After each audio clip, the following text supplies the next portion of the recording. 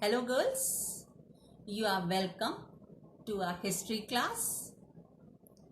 Children, as you know, today we are going to start a new chapter, An Empire Across the Three Continents. Before starting the chapter, let's recap few points of the previous chapter. आज हम एक नए lesson की शुरुआत करने जा रहे हैं, तीनों महाद्वीपों में फैला हुआ साम्राज्य। तो इस नए अध्याय को शुरू करने से पहले आवश्यक है कि हम पिछले विषय के कुछ पॉइंट्स को एक बार दोहरा लें।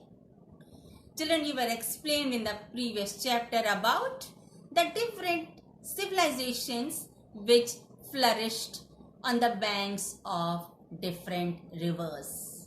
I will be telling you the points. Now it's you to see that these points were explained and you have little explanation in your mind. Okay? And the next was about the geographical condition of Mesopotamia, in which I had explained you about different types of land in different places and how those lands were utilized. The next was the factors which led to urbanization. And as the chapter speaks, city life, so urbanization, and the chapter speaks the word writing. Do you remember the last lesson's name?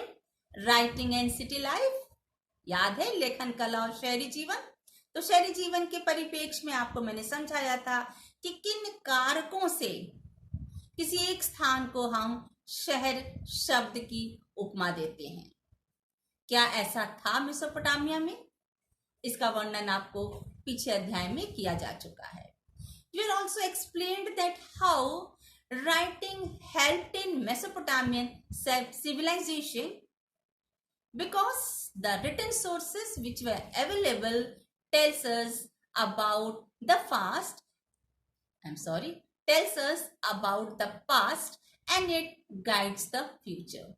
लेखन कला का विकास हो चुका था जिससे हमें लिखित स्रोतों के द्वारा मेसोपोटामिया की सभ्यता के बारे में मालूम चला और इसके साथ ही साथ आने वाले समय के लिए भी वह एक बहुत बड़ा गाइडेंस थी। Are you clear now? Now let's start a new chapter today. An empire across three continents. तीनों महाद्वीपों में फैला हुआ साम्राज्य. The word introduction means I will introduce the heading. जैसे शब्द है तीनों महाद्वीप, अर्थात वे तीन महाद्वीप कौन से थे? Which were those three continents? They were Europe, means most part of Europe was under Roman Empire. And the second, the Fertile Crescent, means from Egypt to Mediterranean Sea, means you were explained in the previous chapter about Euphrates and Tigris. The lands of Euphrates and Tigris means it speaks about Asian continent and then the North Africa. अर्थात इन तीनों महाद्वीपों में Roman साम्राज्य फैला हुआ था। Am I clear? So children, with the decline of Mesopotamian civilization, Roman Empire established, in which you were explained about the Iranians. You were told these words had come in the previous chapter. Iranians, Assyrians, if you remember. So Iranians captured Assyrians where trade developed in around 6th BC. And children, by 4th century BC, most of the land was occupied by Alexander. You must be knowing कि 4 शताब्दी ईसा पूर्व में Alexander Sikandar द्वारा अधिक से अधिक Roman साम्राज्य पर किसका अधिकार था? सिकंदर का। लेकिन समय बीतता गया, जब तक उन्होंने शासन किया, शासन बड़े अच्छे से चला, उनके हिसाब से शासन व्यवस्था थी, but after his death disintegration started. उनकी मृत्यु के बाद साम्राज्य का विभाजन आरंभ हो गया, अर्थात केंद्रीय सत्ता कमजोर हो गई. जहां छोटे छोटे राज्यों ने खुद को स्वतंत्र घोषित करना आरंभ कर दिया, मीन्स द पेटी states, they started declaring themselves as independent states, and in which only you will be reading about the Italian cities emerged, which will be explained in this chapter. और उन्हीं छिटपुट राज्यों में इटली के बारे में आपको बताया जाएगा, और भी कौन से छोटे छोटे राज्य थे जिनका वर्णन आप इस चैप्टर में पढ़ेंगे. Clear? Now our first point is the early empire. साम्राज्य का आरंभिक काल. As I have written, early Roman Empire and late Roman Empire means division was done in two parts. The early empire was divided into two parts. Early empire means early Roman Empire was up to 3 century BC, अर्थात पूर्ववर्ती Roman साम्राज्य का काल 3 शताब्दी ईसा पूर्व तक, means about 200 years, अर्थात 1 से 2 BC तक ईसा पूर्व और 2 से 3 ईसा पूर्व, अर्थात करीब 200 वर्षों तक, means around 200 years early Roman Empire. Okay, and then after the 3rd century, what happened? Changes started. Changes occurred in political, social and economic system, which was known as late Roman Empire. तीसरी शताब्दी ईसा पूर्व के बाद का जो काल था वह परवर्ती साम्राज्य का रोमन एम्पायर का काल कहा जाता है. Followed? The division is clear. First is up to 3rd century BC, and then the next is after 3rd century BC. Am I clear? Now we see the points of Roman Empire. Okay, children, Rome was culturally diverse, अर्थात Roman साम्राज्य में सांस्कृतिक विविधता पाई गई. It is because of the expansion of empire.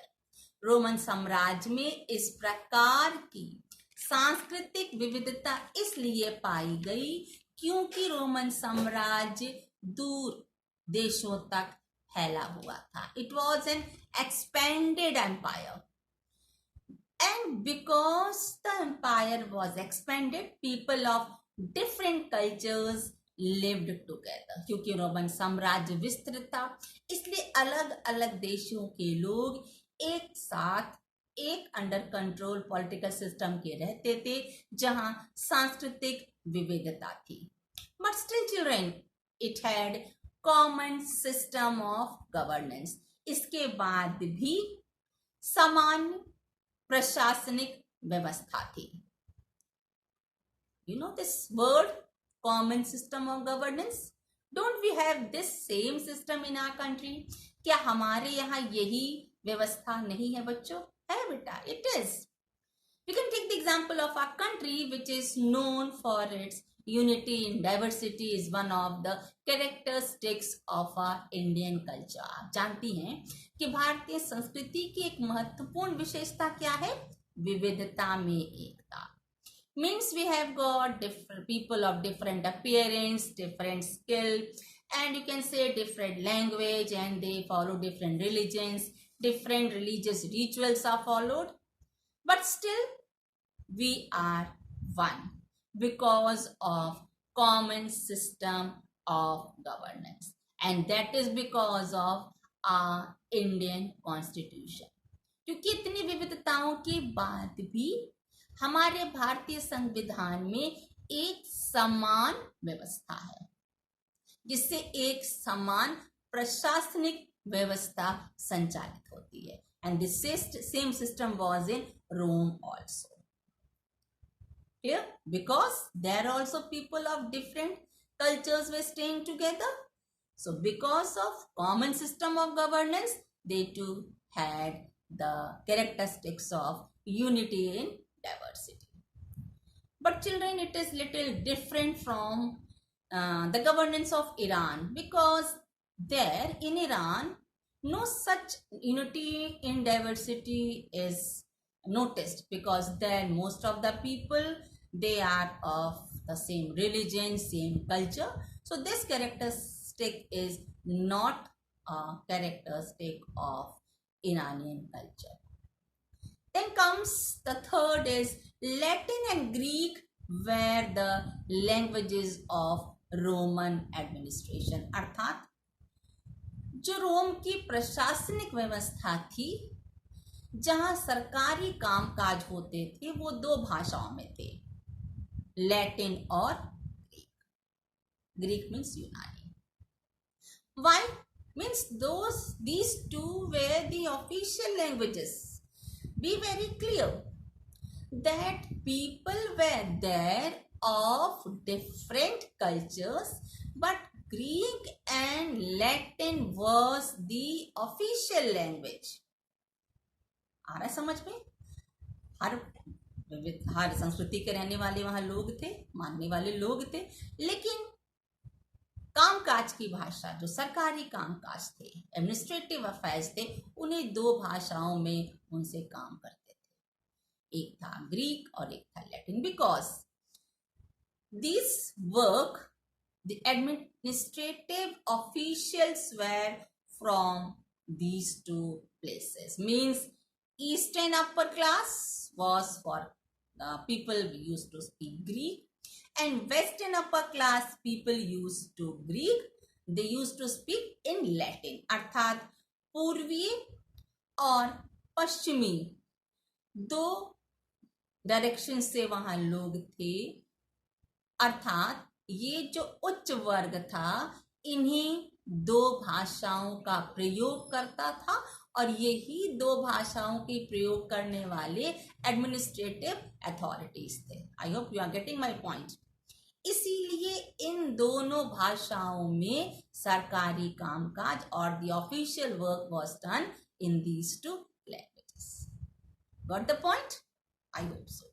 Then comes subjects of a single ruler. Means the emperor was total, you can say, under one rule. जो पूरा empire था वो एक ही प्रशासनिक व्यवस्था के अंडर में था. कैसे बेटा? Because the time when King Augustus became the ruler, he became the ruler in 27 BC and he ruled up to 14 BC. 27 ईसा पूर्व में वह शासक बना. शासन उसने किया 14 ईसा पूर्व तक. And what did he do? And be very clear, add to your knowledge that he was the first Roman emperor. King Augustus प्रथम रोम के शासक. Because he was the person who changed the administrative system from republic to empire. अर्थात king Augustus ने गणतांत्रिक व्यवस्था से रोम की व्यवस्था को एम्पायर की व्यवस्था, साम्राज्य की व्यवस्था में परिवर्तित किया. अब आप पहले समझिए, it should be very clear what is Republic system. Under Republic, it is the rule of the people as we have in India, and those people who rule, they are also elected by the people. And when we speak the word empire, it means the rule of succession, उत्तराधिकार की व्यवस्था, जहां प्रजा का कोई interference प्रशासनिक कार्यों में नहीं होता है.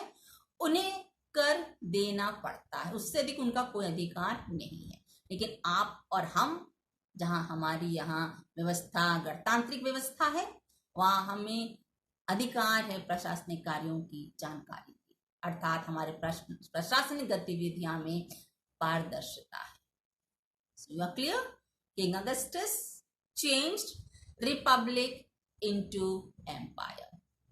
All right. So children, who was King Augustus? He was the adopted son of Julius Caesar. Please add, note down. Augustus was the adopted son of Julius Caesar, and he became the ruler in 27 BC. But his name was Octavian. But when he became the ruler, from that time he is known as Augustus. अर्थात Octavian Julius Caesar का दत्तक पुत्र थे।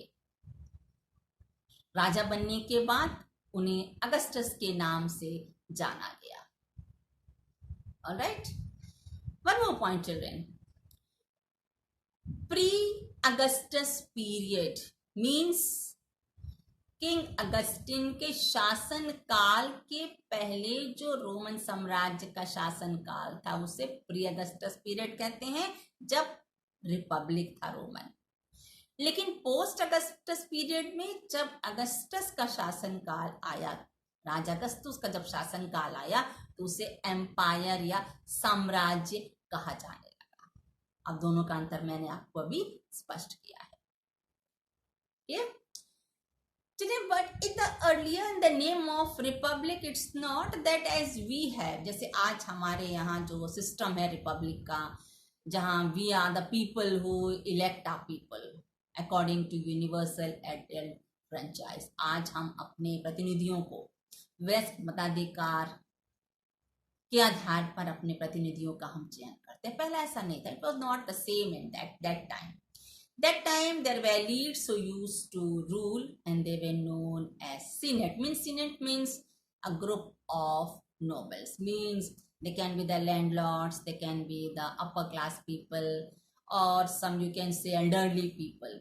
Means they were the group of nobles. And the Senate used to elect two people as council. Means the designation was council and they used to work as a ruler. अर्थात जो senate थी ये कुलीन वर्ग के लोग, बड़े जो भूमिपति थे, उन लोगों का एक समूह था जिसे सीनेट कहते थे। ठीक है, और उस समय, ये आप रिपब्लिक व्यवस्था के बारे में सुन रही हैं, उस समय जो सीनेट होती थी वह दो लोगों का चयन करती थी जो राजा के समान कार्य करते थे, मतलब उन्हें अधिकार था। लेकिन उस समय जब रिपब्लिकन व्यवस्था थी तो ये जो सीनेट थी, जिन दो व्यक्तियों का ये चयन करते थे, वे दो व्यक्ति कोई भी डिसीजन लेते थे तो सीनेट से वो कंसल्ट करते थे। बिना सीनेट के कंसल्ट के, बिना उनके डिसीजन या उनकी सहमति के, जो ये दो काउंसिल थे, जो ये दो पद जिनका नाम काउंसिल था, ये कोई भी निर्णय नहीं ले सकते थे। It means you can say the Roman Empire was run by the Senate, अर्थात रोमन साम्राज्य सीनेट के निर्णय पर ही व्यवस्थित होता था, संचालित होता था। और दो व्यक्तियों को उन्होंने इसलिए भी रखा कि कहीं एक व्यक्ति दूसरे व्यक्ति, मतलब सीनेट कहीं अपना जो वो नियंत्रण रखना चाहती थी उन शासन करने वाले लोगों पर, कहीं वह उन सीनेट के अधिकारियों पर अपना अंकुश या नियंत्रण इस प्रकार न स्थापित कर दें कि जो प्रशासनिक दो अधिकारी नियुक्त हैं काउंसिल के नाम से, वह अनियंत्रित हों या वह मनमानी ढंग से या निरंकुश होकर कार्य करें। ठीक है, means every work was to be done by the approval of Senate. Clear? But children, when King Augustus became the ruler, he was very intelligent. He did not do a certain change. उन्होंने इस व्यवस्था को जरूर बदला, लेकिन उन्होंने ऐसा change नहीं किया कि जनता उसका विरोध करने लगे। What did he do? The changes had done by him. So he said that there was a political platform where everyone subjugated to the king. Means एक ऐसा व्यक्ति जिससे सभी का संबंध होगा और वह व्यक्ति ही स्वयं निर्णय लेगा, वह अगले के निर्णय के लिए बाध्य नहीं होगा। And what did King Augustus do? He declared himself Principate. Principate means it is a Latin word from princeps. Princeps means the leading citizens. Means he declared that I will be leading. I will be the person who will be leading the people. I will see to the necessities of the people, the education, the health, the defense, the security, everything. So I will be responsible towards it. But the Senate was there to advise the king.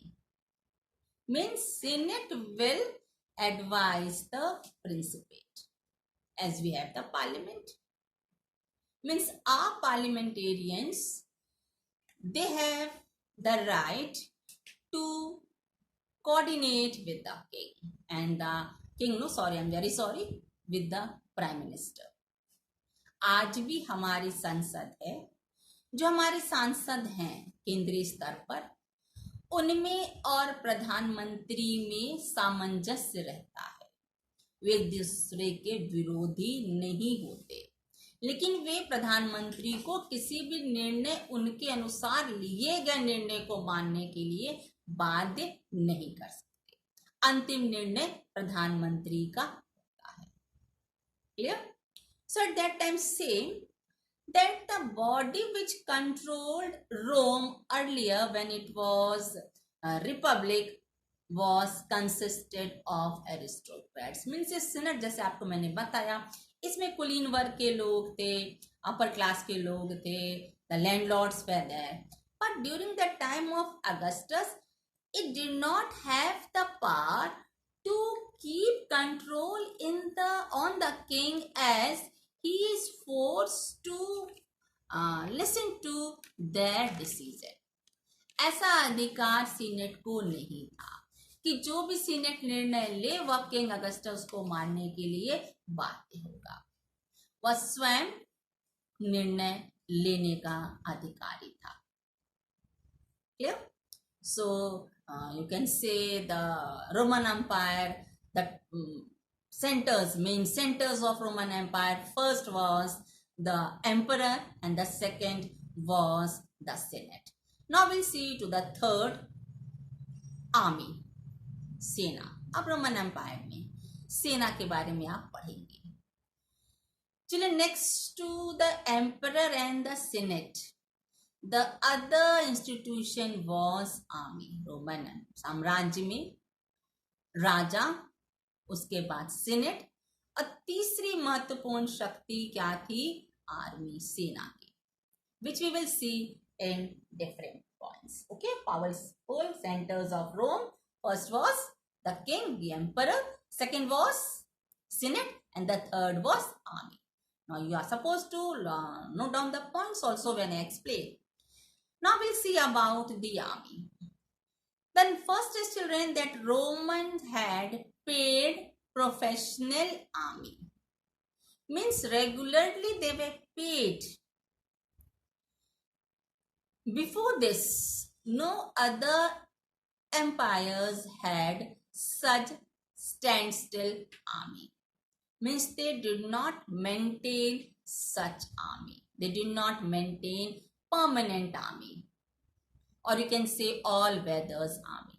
Roman साम्राज्य में जो सेना थी उसे वेतन मिलता था, उनकी नियुक्ति होती थी, स्थायी रूप से नियुक्ति होती थी। ऐसा नहीं था कि राजा युद्ध के समय नियुक्त कर ले उसके बाद उन्हें हटा दे। राजा एक स्थायी सेना रखता था और इसके साथ ही साथ उन्हें वह वेतन भी देता था। ऐसा नहीं होता था कि राजा ने 10 सैनिकों को रखा जो पूरे साल काम करेंगे, सदा काम करेंगे, और युद्ध की स्थिति आई तो उसने आम जनता को कह दिया कि आपको एक सेना के रूप में हमें सर्व करना है। Not like that. Roman empire was not like that. It had maintain and paid army. The next is about the Iranians. They had forced army. जो ईरानी थे उनके यहाँ इस प्रकार की व्यवस्था नहीं थी. There, you can say the recruitment was done forcibly and they were not paid as the Roman emperor. जो ईरानियंस की सेना थी वो इस प्रकार की परमानेंट या स्थायी सेना नहीं थी. उन्हें जबरदस्ती सेना के रूप में काम करवाया जाता था. जब भी जरूरत पड़ती थी उन्हें सैन्य सहायता शासक को देनी पड़ती. The next is the Roman army was recruited for the minimum of 25 years service. अर्थात जो रोमन साम्राज्य की सेना थी उसे कम से कम 25 वर्ष तक राजा को अपनी सेवा देनी पड़ती थी. It means they were assured for the tenure of the service. उन्हें अपना जो सेवा का काल था मालूम था कि एक बार उनकी नियुक्ति हो गई तो वो 25 वर्ष तक विश्वसनीय रूप में काम कर सकते हैं, राजा को अपनी सेवा दे सकते हैं, बेरोजगार नहीं होंगे. Unless they are against the ruler, they are involved in any conspiracy. The next is the Roman Empire's army was single organized army. मतलब जो रोमन साम्राज्य की सेना थी वो एक संगठित संस्था के रूप में थी, संगठित थी, उनका संगठन किया गया था, उनकी देख रेख की जाती थी. समय समय पर whatever equipments they required they were to be given. And around you can say 4th century BC it had around 6,000 soldiers. 4 शताब्दी ईसा पूर्व में रोमन साम्राज्य करीब 6,000 सैनिक थे. It shows that the army was strong. Okay. And the king was also very, you can say, thoughtful of the army. So it was very easy also for the king to expand his kingdom or to take the help at the time of need. It is also said that the army had the power to determine the fate of the emperor. ये बिल्कुल सही है कि जो सेना थी वह राजा का भविष्य निश्चित करती थी.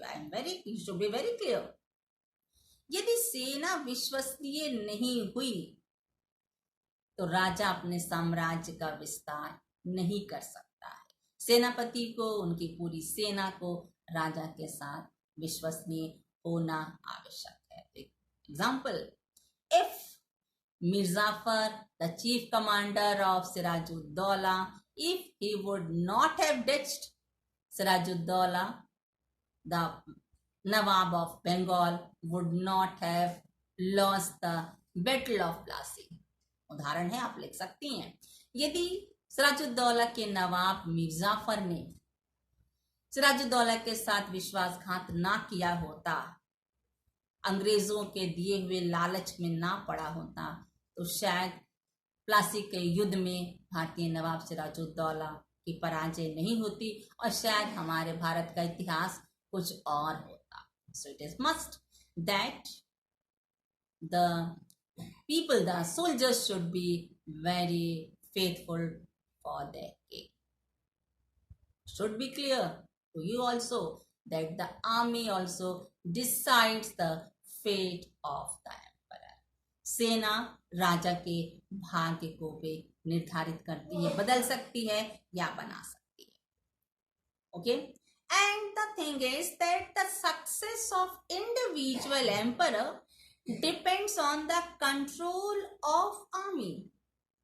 राजा वही सफल है जो अपने सेना पर अपना अंकुश रखने में सफल होता है. If it was not, then King Augustus would not have kept control over the Senate.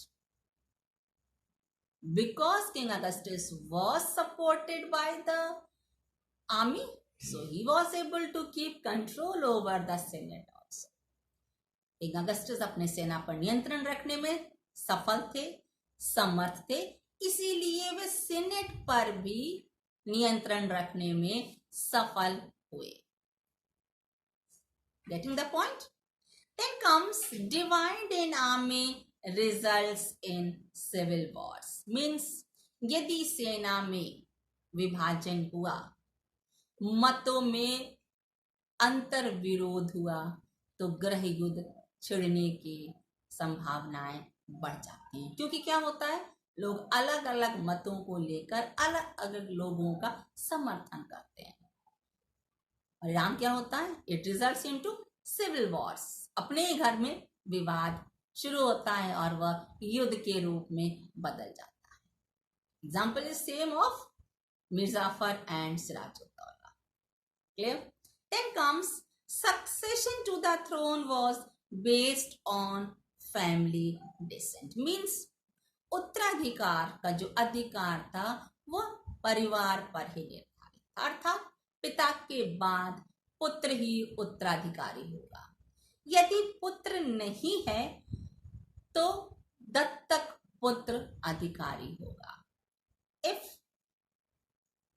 The king has none of his successor, then the son adopted, the person adopted, the child adopted as a son will be the successor as King Augustus was. जैसा कि Octavian किसके दत्तक पुत्र थे, Julius Caesar के। And children, in this situation, the army used to be faithful to the person who was adopted.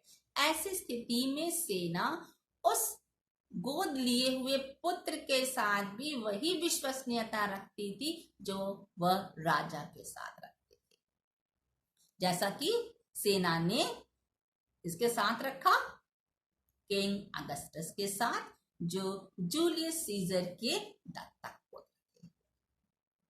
Clear children?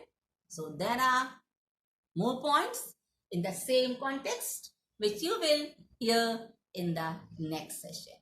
So children, I have made points from the lesson which we are reading. So please go through the lecture. All right? Write the points in your daily notes copy which will help you to go with the answers. Thank you children. God bless you.